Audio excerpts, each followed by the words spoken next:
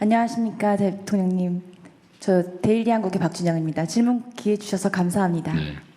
저는 대규모 개인정보 유출 사태가 발생했던 쿠팡에 대해서 질문드리고 싶습니다.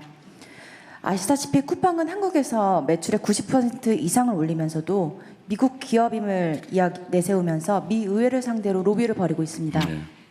쿠팡을 포함해 글로벌 플랫폼 기업이 국내 규제를 회피하려고 할 때 대통령께서는 통상 마찰과 경제 주권 수호 사이에서 어떤 식으로 대응하실지 궁금합니다.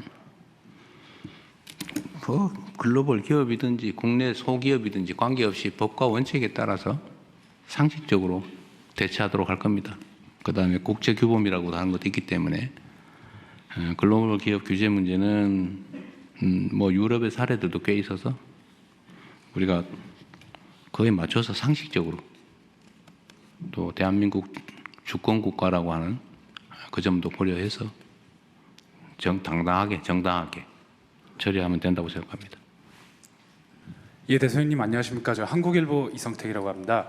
저는 그 정치 관련해서 대야 관계 관련해서 하나 여쭙고 싶습니다. 이제 그 장동혁 국민의힘 대표가 이제 특검을 수용 요구를 하면서 단식 7일차에 접어들었는데요. 그리고 또 한편으로 요구하는 것이 1대1 대통령님과 단독 회담을 좀 요구를 하고 있습니다. 이런 정국을 대통령님께서 좀 어떻게 풀어가실 생각인지 하나가 궁금하고, 그 장동혁 대표의 그 1대1 만남 제안에 응하실 생각이 있는지 궁금합니다. 뭐 소통과 대화는 중요하죠. 뭐 야당 대표도 당연히 필요하면 만나는데 필요하고 유용할 때 만나야 되겠죠. 전에 봤더니 제가 하지도 않은 말 지어내가지고 정쟁을 유발하는 수단으로 쓰는 분들도 계시더군요. 뭐 그러더라도 계속 만나기는 해야 될 것 같고, 지금은 여야 간 대화가 우선인 것 같습니다. 뭐든지 제가 다 개별 정당과 다 이렇게 직접 소위 말하는 직접 대화, 직거래를 하면 여야 관계나 여의도 국회는 어떻게 되겠어요?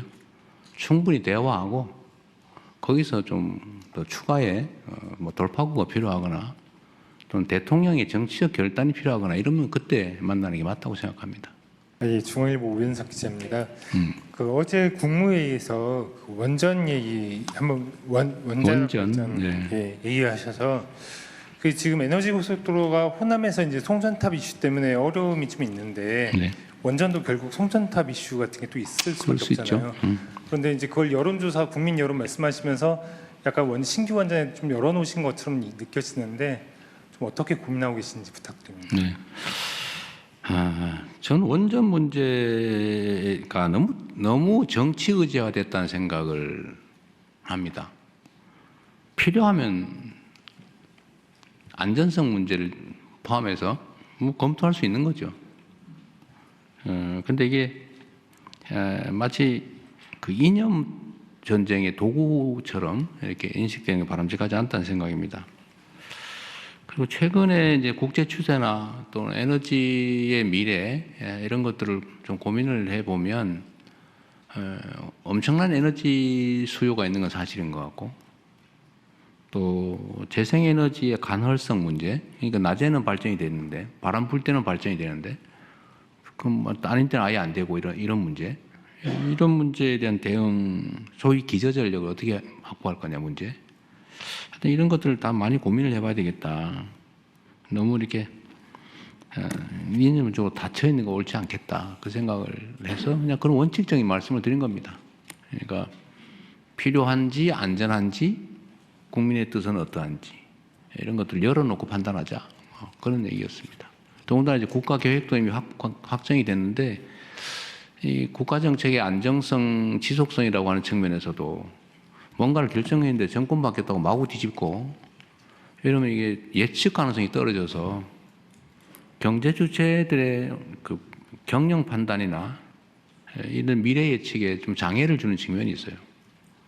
그래서 제가 아까 뭐 예를 들면 위안부 또는 뭐 그 강제징용, 강제동원 문제나 또는 뭐 이런 문제에 대한 기존의 합의가 그렇게 마음에 들지는 않는데 이 국가 간 합의라고 하는 것도 뭐 정권 바뀌었다고 막 뒤집고 이러면 국제적 신뢰에 문제가 있어서 그냥 좀 기본적으로 존중하지 않을 수 없다는 말씀을 드리는 거예요. 아마 이것 때문에 좀 불편하거나 좀 불만인 우리 국민들께서도 계실 겁니다. 특히 원칙적인 입장을 가지신 분들. 그래서 이 원전 문제도 좀 비슷한 측면이 있어서 그 점도 좀 고려는 해야 되겠다. 이미 정기 기본 계획에 넣어놨는데, 그리고 국제적으로 보면 원전 수출이 아주 중요한 저희 과제이기도 하잖아요. 시장도 엄청나게 사실 많이 늘어나고 있고, 원전 시장이 뭐 그런 점들까지 좀 객관적으로 고려하자, 그런 취지였습니다. 앞으로 뭐 어떻게 할지는 또 최종 결정은 남아 있으니까요. 좀 공론화도 거치고 의견 수렴도 하고 논쟁도 하고 좀 열어놓고 하자, 그런 말씀이었습니다.